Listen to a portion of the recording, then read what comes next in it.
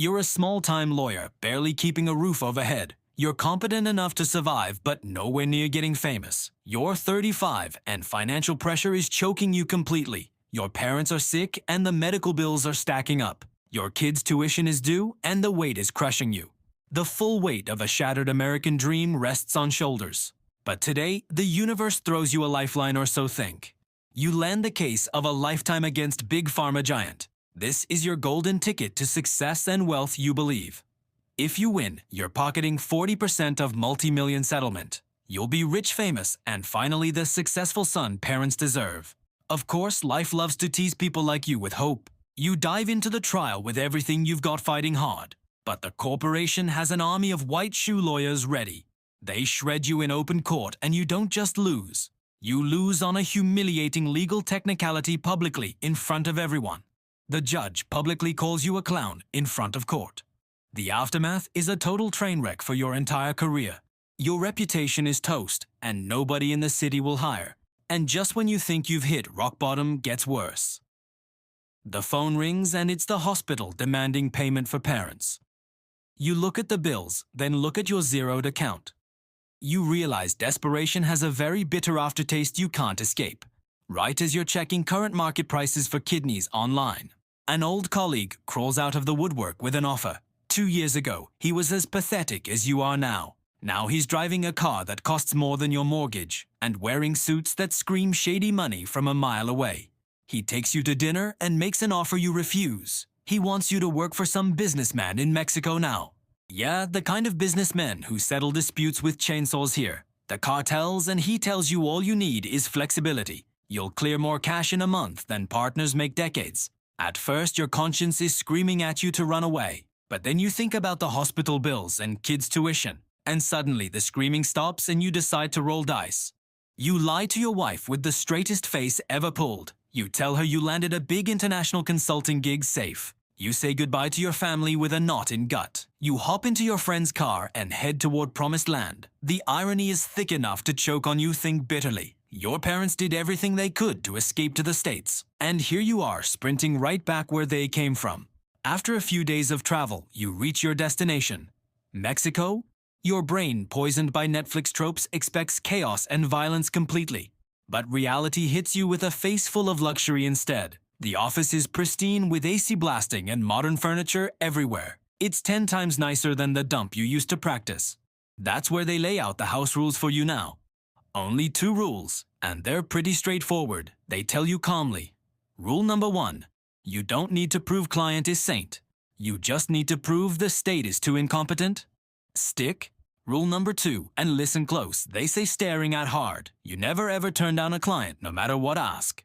Your first assignment arrives and you're braced for impact and violence. But it turns out to be disappointingly corporate and boring work. They're asking the same questions any Fortune 500 company would. How to optimize taxes legally and how to secure assets properly. And a lot of hypothetical scenarios that start with let's say. The session is smooth like a casual coffee chat with professionals. At the end, they hand you a paycheck 10 times usual. Everything is so civilized that you start to wonder about cartels. Maybe they're just misunderstood entrepreneurs with hyper-aggressive business model here. A full week goes by, and honestly, it's laughably easy work. Most of your day is just basic corporate hand-holding, simple coaching, and the occasional creative coaching of witnesses on what to say. You know the drill well from your old practice back home. You teach them to say, "I don't recall," instead, "did it." You show them how to frame a direct hit as hearsay. It's easy money with zero apparent risk to you at all. You're 35 and feeling 5 minutes away from becoming millionaire. Until one day, a special client walks in with different request. He's not looking for tax advice at all from you today. He wants you to help him forge evidence and stall trial. Stall the trial of a major kingpin facing extradition charges now. And this is where your ego gets ahead of your brain. You say no without thinking of the consequences at all tonight. Why stick your neck out when you've already made enough cash? You've already made enough clean consulting cash to wipe out debts. You don't need this headache at all, you think to yourself. So with all the confidence of a man who thinks free, you turn down the gig completely without any second thoughts at. The man stands up and looks at you with frozen eyes. He walks out without a single word spoken to you tonight. Congratulations, you just made a fatal mistake without realizing it yet. You forgot rule number 2 that they told you first day. You never ever turn down a client no matter what ask. 5 minutes later, your old friend walks into the office ready. He's not alone, and he's brought 2 gorillas who look dangerous. They look like they eat raw iron for breakfast every morning. Before you can even say hey, a fist connects with jaw. It connects with the force of a Mack truck hitting hard. You don't have time to process pain before ribs meet boots. They give you a methodical professional-grade beatdown until lights go out.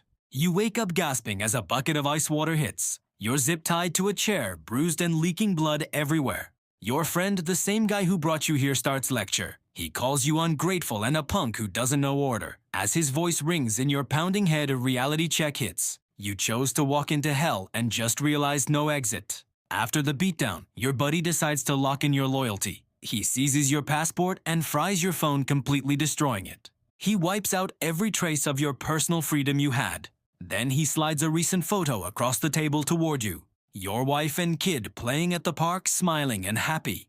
With a smile that would freeze the devil's blood, he whispers, "Next time you tell a client no, something bad will happen.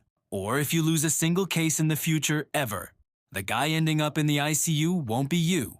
The message is crystal clear and you understand it perfectly now. You don't own your life anymore and you're just corporate equipment. You're just another piece of corporate equipment on the balance sheet. A week later, while your bruises are still turning deep purple, a new client walks in with a request that's terrifying completely. Theoretically, the request is simple, but practically it's a suicide mission. You have to save a high-level capo from being extradited to the US, where he'll face real justice completely. They aren't asking you to prove he's innocent at all tonight. That would be a joke, and everyone knows it completely here. The goal is laser-focused, and you need to make sure. You need to make sure he serves his time in a local prison where he owns the guards and everything, rather than in a US supermax where he'd just be number. You know this is a legal train wreck waiting to happen. The DOJ doesn't exactly take no for an answer from anyone. It's a losing battle before the first gavel hits the desk. But then you remember the photo of your family at park. You remember rule number 2, that you can't ever break again. So with your stomach in knots and your hands shaking under, you take the case and force a smile saying, "Consider it." Even though your brain has zero clue how you'll pull miracle. You lock yourself in a room with mountains of files. For 3 days straight, you work without sleeping at all. Your diet consists of mainlining cheap caffeine and pure unadulterated panic. You know if you blow this, you don't just lose case. You lose your family and everything you care about in life. You scan every line, every footnote, looking for a crack. Looking for a crack in the prosecution's armor, desperately searching hard. And then you find it. And it's not a crack. It's a goddamn canyon that you can drive a truck through. Trial day arrives and you walk into that courtroom with confidence. You walk in not as a defense attorney, but as predator. Your goal isn't to prove innocence, because that's for fairy tales. Your goal is reasonable doubt, and you know exactly how.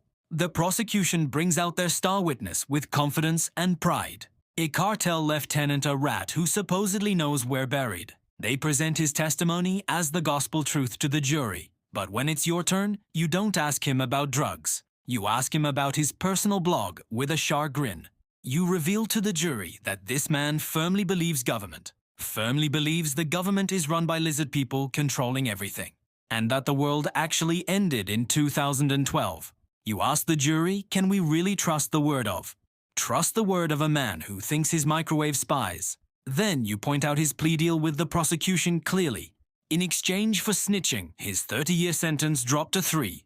You paint him not as a reformed man, but as liar. An opportunistic liar who'd swear the moon is made of cheese, just to save his own skin from prison time he deserves. His credibility evaporates in seconds in front of the entire jury. Next, the feds play an audio tape with a raspy voice. A raspy voice ordering millions to be wired to the Caymans. It sounds like a smoking gun, but you stand up now. You drop a simple, devastating question that changes everything immediately here. Is that actually my client's voice? You ask the jury calmly. Without a biometric voice analysis, you argue the tape is inadmissible. You tell them that raspy voice could be my client, or it could be the prosecutor with a bad cold speaking now, or it could be anyone in this room without technical verification. Without technical verification, it's just noise, not evidence at all. Finally, they pull out the heavy artillery, a cell phone recording. A cell phone recording where the boss allegedly orders a hit. This should be the end, but you've done your homework already. You demand to see the chain of custody log right now. You point out a critical 48-hour gap in records. From the moment the cop sees the phone to the lab, nobody signed for it, and you look at the jury now. Ladies and gentlemen, for 2 whole days, this phone was ghost. Anyone could have touched it, and anyone could have uploaded file. A crooked cop arrival, or anyone in this room could have. Reasonable doubt floods the room, and if the police can't prove who had the phone evidence tainted, the judge bangs the gavel and case dismissed, no extradition allowed. You did it, and you turned a monster into victim.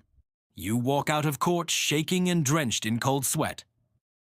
Your old colleague is waiting and he throws an arm around. He hands you a fat envelope with 40 grand in cash. He takes you to a luxury high-rise 10 times nicer. 10 times nicer than your actual home, and hands you phone. You call your wife, and hearing her voice almost breaks you. She asks why you sound weird, and you lie through teeth. You tell her the job is tough, but everything's fine now. While you talk, your colleague sits on the sofa cleaning nails. When you hang up, his smile vanishes, and he leans in. He whispers, "Good job, partner, but remember, if you say anything, if you say one real word to her or anyone else, your family won't just stop getting calls, they'll stop existing completely. They'll vanish so fast you'll wonder if you ever had them." Enjoy the blood money, he says, and walks out the door.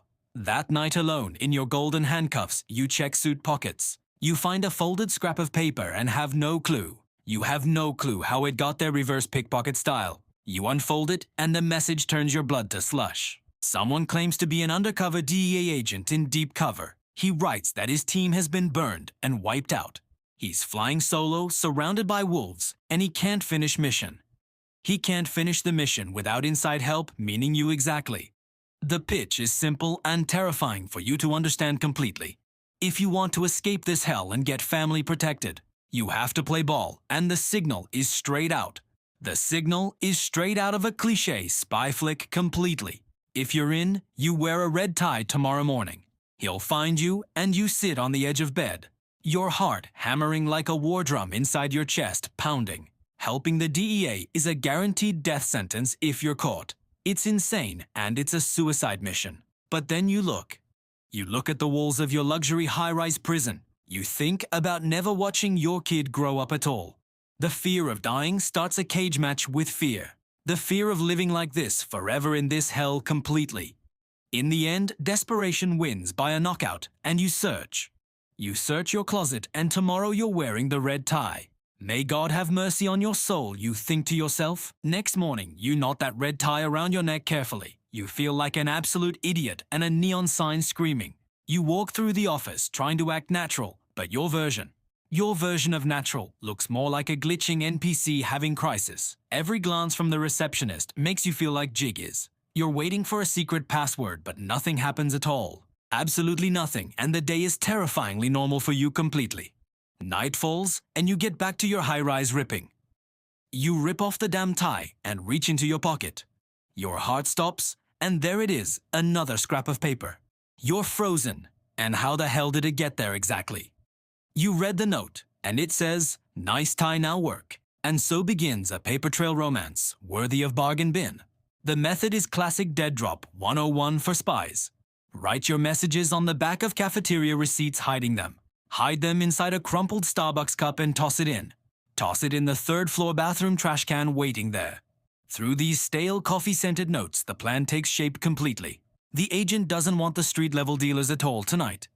He wants the head of the snake, and he wants list. Not the employee payroll, but the other one, the judges' cops. The judges, the cops, and the politicians who are on take.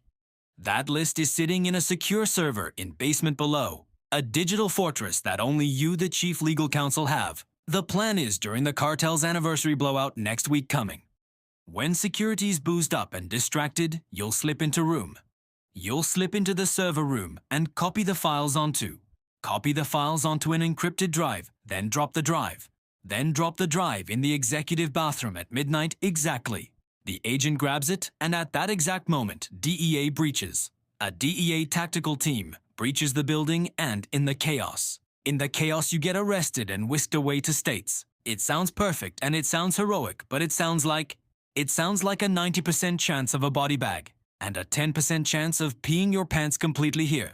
But there's no turning back now, and you scribble your message. You scribble your final message on a greasy napkin saying, copy. Copy that midnight, don't be late, and you toss it in. You toss it in the bin and pray your luck survives. Night falls and it feels full of promise, or at least that's the lie you tell yourself at meetup. Out of the shadows, a massive silhouette emerges toward you slowly. Your heart skips a beat because you recognize him instantly now. It's one of the two heavy hitters who gave you beatdown. You're ready to meet your maker and you think you're dead, but surprise, the guy who cracked your ribs is actually Handler. He's your golden ticket to the witness protection program you need. You start the exchange and you hand over the hard drive. The big guy looks you in the eye and promises escape. But before he even finishes the sentence, a black pistol appears. A black pistol appears out of nowhere, pressed against his skull. It's your supervisor and the plan has gone to hell. Or rather, the plan went exactly how you designed it completely.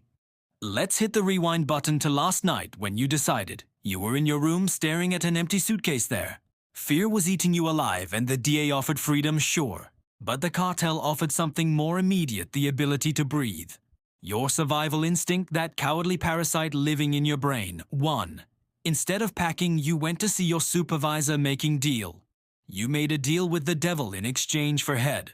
In exchange for the DMO's head, you get a promotion. You stop being the organization's human punching bag, and your family.